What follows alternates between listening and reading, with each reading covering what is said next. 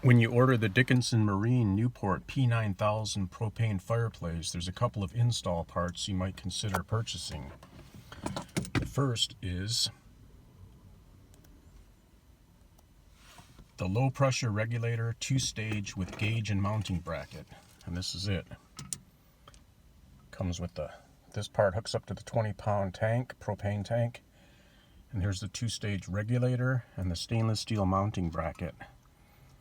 It says a few warnings. Must be installed with vent opening pointed down, and here's the vent right there at the bottom. Propane's heavier than air, so of course it has to be pointed down.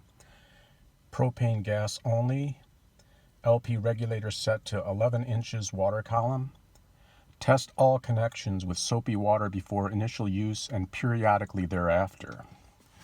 And the second install accessory that I purchased is the 2 appliance fittings and shutoff kit. Now this is a heavy duty shutoff kit with 2 stop cocks on it, 2 3/8-inch flares to go to your hoses, and I'll demonstrate the toughness of the shutoff valves by, it takes quite a lot of pressure to turn the valve, but as you can see it shuts